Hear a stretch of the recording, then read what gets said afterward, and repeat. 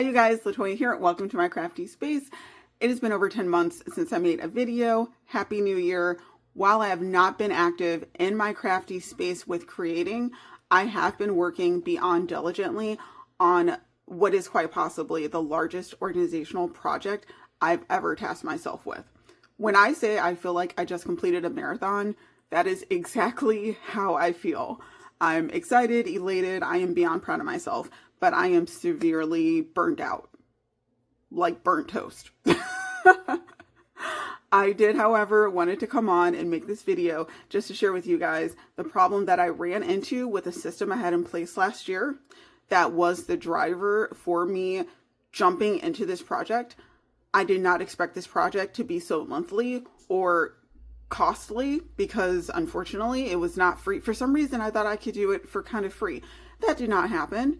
And as a result of this project, I ended up doing a destash. So in addition to the duplicates I made mention of last year, there's more items that I'm going to be giving away also. So I'll be doing an overview of that. And my next video will be the official giveaway video. So if you love stamping and you're interested in what these binders contain,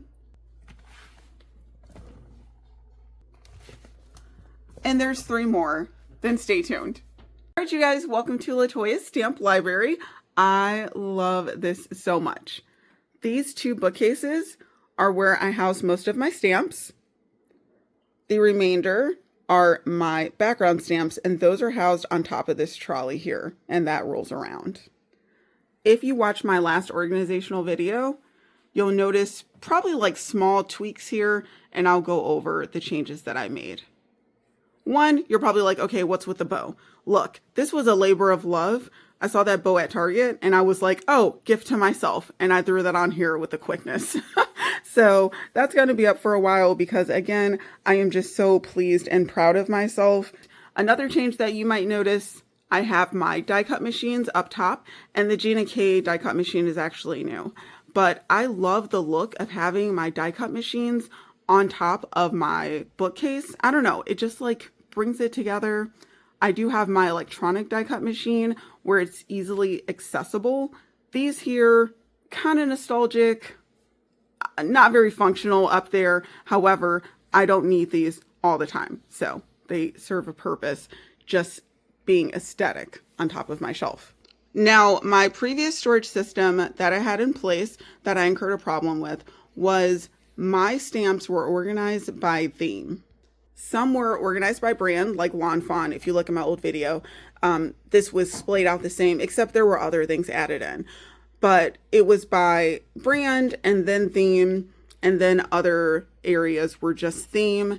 And while that worked for me, I still found that I was spending a lot of time trying to find particular stamp sets. I would think it was in one area, but it was in another area. Let me further explain.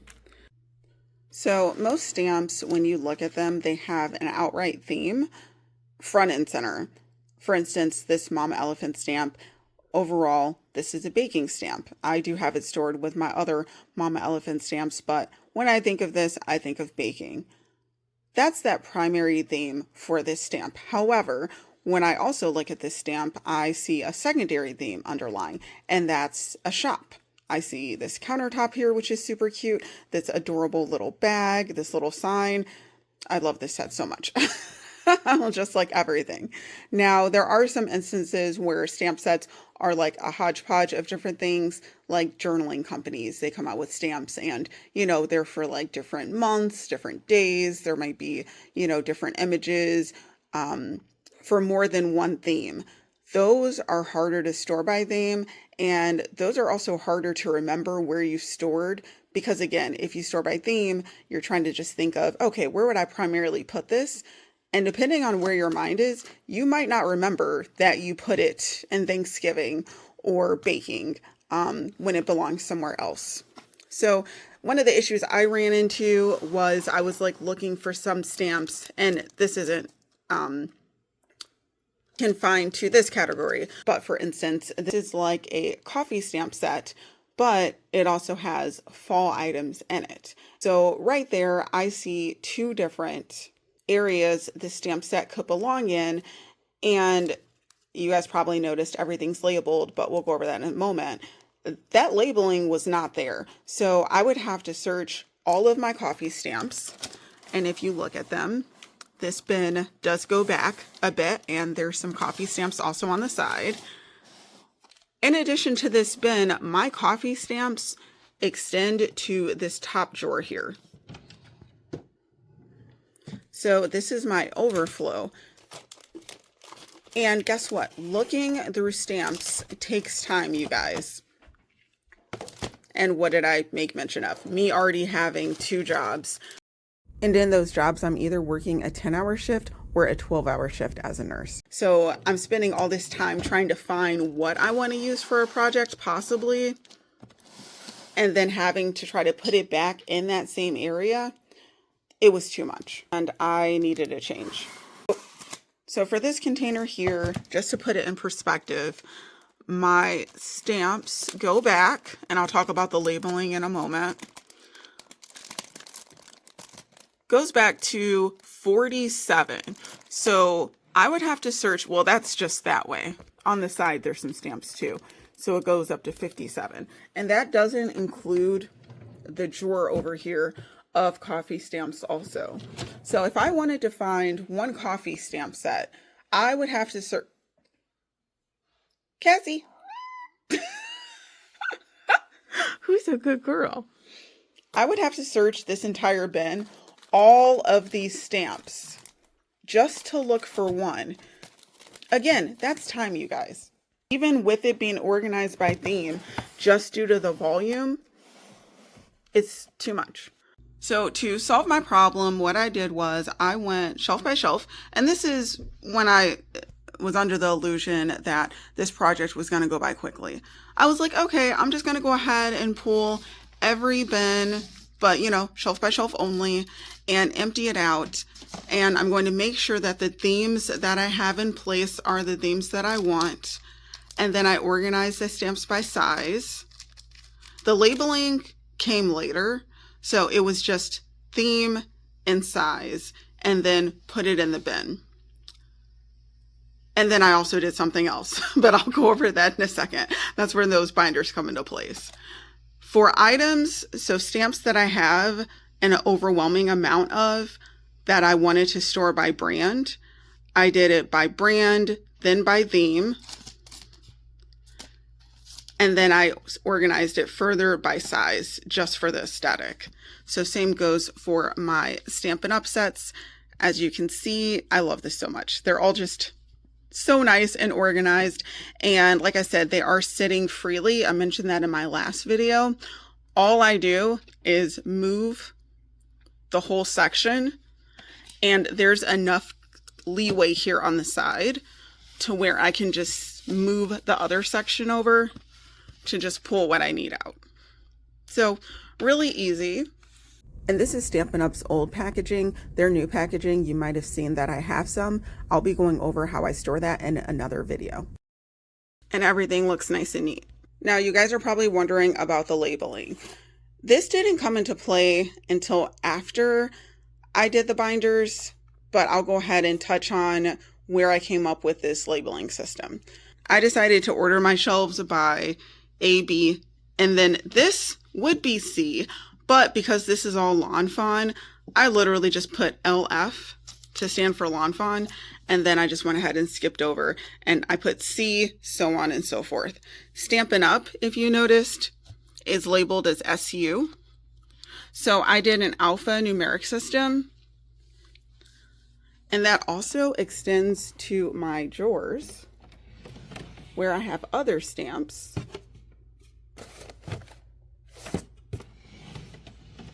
But the drawers are DR. I know, I bet you guys didn't think that that last drawer was full of stamps, but it is.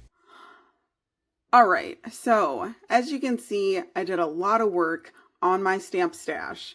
With that, I ended up looking at an old project that I had started that quite honestly I forgot about. If you have been following me for a while, you probably would have noticed this, I think 2 or 3 years ago, where I went through and I actually started stamping out some of my stamp sets. and this goes with this one here. My goal with that was to create a physical catalog of just everything that I owned. And as you can see, there really wasn't a lot of thought process into this. I literally had the only thought of, I'm going to use scraps, as you can tell by the irregular shapes of the paper. And I'm going to catalog what I have and then put it together somehow. And that was pretty much that. Well, as you can tell, I ended up stopping that project, but this came again to me when I started running into that problem with having a stamp that fit multiple themes, and it was taking me time to look for it. And I was like, you know what? I should just go ahead and stamp out my stash all in one go. You guys, I own over 2,000 stamp sets. 2,000. I did not understand how long this would actually take me at all, wanting to create a stamp inventory binder, a stamp catalog. Some people call it a stamp index. I just wanted a reference binder after finding these sheets, and I'm like, you know what? I can do that, but I need to do it better. Yeah, let me show you guys what I ended up creating. Here it is, one of my labors of love. And when I say labor, I mean labor, because like I said, my house was absolute chaos. There was paper everywhere because for every stamp that I stamped out, I made 2 copies of that page to place in different binders so that I had every theme covered. It took so much work and like organization and figuring out how I wanted to store things. It was a lot. So this binder here is one of 6. I, due to money, just decided to use a Post-it note because I did purchase some stamps, and I'm like, okay, either buy a label maker or come up with some kind of tag or just use a free Post-it. I'm just gonna go the Post-it route. So I wrote down all the themes that this binder encompasses, and I have Halloween, animals, home, school, bees, background, and florals. When you open up my binders, usually for the theme, there's one page with one stamp that kind of is like an intro into the area you're going into. One of the things I still want to do with my binders is have a tab sectioning off the themes, but I haven't gotten there yet. Like I said, I just finished, I'm done.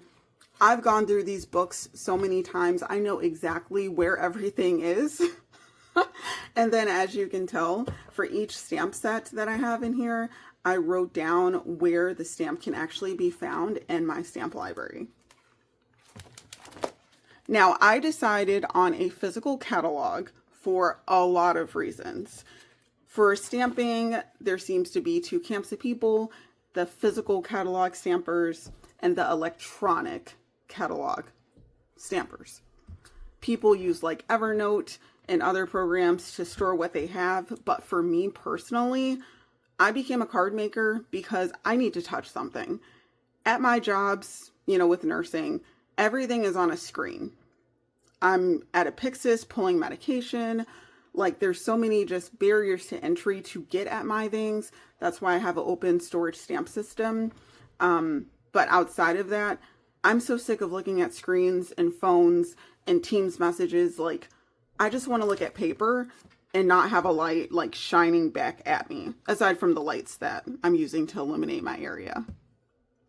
Another thing that I noticed, and I'll do a whole separate video on this also, is that we should be stamping out the things that we purchase. And this is why I don't photocopy items into my stamp catalog. There are some items that I stamped that are not usable. And that's because the item is actually damaged. And like I said, I'll talk about that in a different video, but that's money lost. And then if the company is out of business because, you know, you just sat on the stamp for a long time and never checked it, well, now you're not going to get it unless you buy it secondhand if it's available. So doing this helped me recognize not only the types of stamps that I have and narrow down, again, me to only things that I absolutely love, because after stamping like 200 stamps in one day, if I came to a stamp and I was iffy about it, there was literally no way I was stamping out that stamp. I was like, you know what? I'm just going to give this away because I don't love this anyways. When I say the burnout was kicking in, it was really kicking in and making it just do or die. Like, yes, I'm going to do this. No, I'm not. Destash pile. So when I say that my stamp stash is curated to only things I love and I don't have stamps of every category, like, I don't think I have a rhino stamp. I don't really need it. Maybe when I have a child and that child loves, rhinos or loves going to the zoo, sure, maybe I'll buy one. But it's not something that I love, so I don't need it. Another great thing is, apart from product checking, so, when you have a stamp, you're stamping it out, you actually get to see how that stamp performs. You have a copy of how that stamp has performed on paper. So I know that if I love most of the stamp, but there's a small chip somewhere or there's a small piece missing so an edge does not stamp on, well, if I can use a multi-liner and fill that in, I would keep the stamp, sure. And I could make a note here in my book that, hey, there's an error with the stamp, do this. And I would just remember, because there's no way, realistically, I'm going to remember all of these 2,000 plus stamps. And for some reason, we have a habit as card makers of just thinking, oh, well, I know what I have. No, you don't. You don't. I don't. I did not. There were some stamps that I discovered and I was like, oh, look at this. This is so cute. And there were other things where I was like, oh no, like I thought I got rid of that and I didn't. Okay. But that was rare because I do a pretty good job at destashing things. Another thing that you probably noticed is I like to house my stamps by similarities. And that just stops me from buying duplicates or things that are close to what I already own. So like, I don't need to buy, Halloween labels by one company that comes out a year later if they look awfully similar to this. And guess what? I have an easy reference to go to if I want to check. Now, I'm not going to go through every single page, but this is just the overview. And I absolutely love. This is my butterfly section. I just love this reference book. It makes me so happy looking at this. And every single stamp that I own is accounted for. Every single one. I know exactly where to find it. And I actually did a test also. I had my husband flip through a book, look at a stamp that he liked, and then he went and found it without any commentary from me. And then guess what? The best part after you pull a stamp set is that you know exactly where it goes. You don't have to worry about things being misplaced. It's fantastic. Or if you happen to see, something out of place from someone else being in your stash, you can just go ahead and put it where it belongs. Like, it's so perfect. So another reason why I chose a paper catalog over an electronic catalog is all these things are true. Hi, Cassie. Hello. All of these things are true to size, so I can actually see what I'm dealing with. I'm not a digi stamper, so I'm not resizing things, doing all that jazz. I just need it on paper. Also, I don't have to worry about paying for storage. I know some of these systems like Evernote and whatever else people use, they started charging for that, where it looks like it was once free before, and some people find issue with that. This was not free because I did have to buy the binder and the extra sheets, but still in the long run, it is cheaper because this is a one-time purchase and I can just keep adding to this. I do not have to continue purchasing it or, investing in it like people are doing with some of these online apps. I do see the online app beneficial for keeping catalog of like the names of the companies and the names of the stamp sets, but I can also easily type that into like a Word document or Excel and then search that if I want to see, hey, I already own this stamp set. Overall, I love paper crafting. I love paper, just like I love the, old catalogs. Like I still have these by companies because just having something I can touch, just to me, it just feels right. It makes me happy. And I wanted my catalog to also just reflect my like. Now, after I try this for a while, we'll see what areas there are for improvement, as I'm sure there will be. And like I said, I do have 6 books.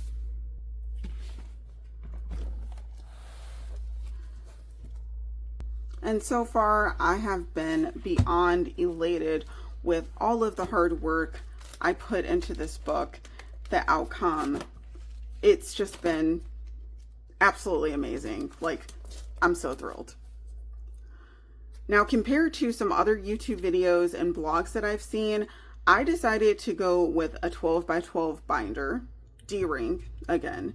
And that's just so I can fit multiple stamps into my book. I know some people use the binders that you can get for, like, I say high school, but some of the binders that you can get traditionally for school, and some people find those to be great. I don't mind the 12 by 12. Yes, it's a little bit larger, like it takes up a lot more space, but it's fine. I also have seen people that do multiple stamps on one page. And that is where they have stamped their images or sentiments outright on the piece of cardstock in their book. And this is great for utilizing the space in their index. However, after I looked at this option thoroughly, I personally decided against it. So what I decided to do was like I said, photocopied everything. And then I used the repositionable tape. I cut it to my desired area for my book, and then I stuck it in. Now, I decided to leave most of my stamps as a whole instead of doing just parts of my stamps, just because to me it's a cleaner look. Plus, if I decide to get rid of a stamp, I can just eliminate this sheet. I've seen some people have books where they have it actually on the piece of cardstock and they have to put like an X or something over it. Quite honestly, that would probably drive me crazy. As you can see, I'm pretty type A. Having that X or that line, any kind of mark, would just make me want to redo the whole page, and I don't have that kind of time. So I invested my time up front by making sure everything was standing alone. So if I just want to get rid of something, I can just pull it, give that stamp away, and remove evidence that I ever had it in my possession. I think the great thing about this book too is that I can see just how my style is for stamping. Like I said, just keeping things together by similar style, you notice that some companies are along the same line, and that makes it easier to make cards. Especially since, like, I'm a versatile stamper, I like using more than one brand, usually on a card. All right, hopefully I answered a lot of questions here. If you guys did have any while I was explaining my problem, how I solved it, let me go and show you guys a peek at the giveaway. So here is my giveaway stash. I told you guys it was a lot. There are stencils here. There are kits. So like stamps and dies. There's like ephemera and paper pack kits. Like, this is new. I only wanted the stamp set from this. Everything else is right here. So if you love ephemera, that's right up your alley. Stickers, paper, vellum. Lots of stamps. Like I said, the duplicates that I made mention of, those are up for grabs. These are all stamps. And like I said, I'll make a video about the giveaway, but guess what? There are also new Stamp Timber stamp sets in here. And there's a story behind that too. These are all stamps, you guys, that I'm all giving away. I was really into these stickers. I thought I was going to use these for a while, and now I'm giving those away. Punches. I decided I don't need these. A cutter. This low-tack craft mat that I thought was super cute. There's tape I'm also giving away. So literally, if you're like a new card maker, this is also up your alley too. Paper pack. Like, there's so much. There's dies, embossing folders. Like, this is a dog embossing folder. lots of dies.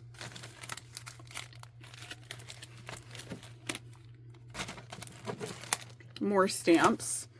And then I also have stuff from when I used to scrapbook. All organized, of course. But there'll be a more in-depth video where I just show you guys a bit more with this stuff laid out. So I hope you guys are able to do something crafty that makes your heart happy. Let me know what your thoughts are in the comments below, and I'll talk to you guys in the next video. Okay? Bye.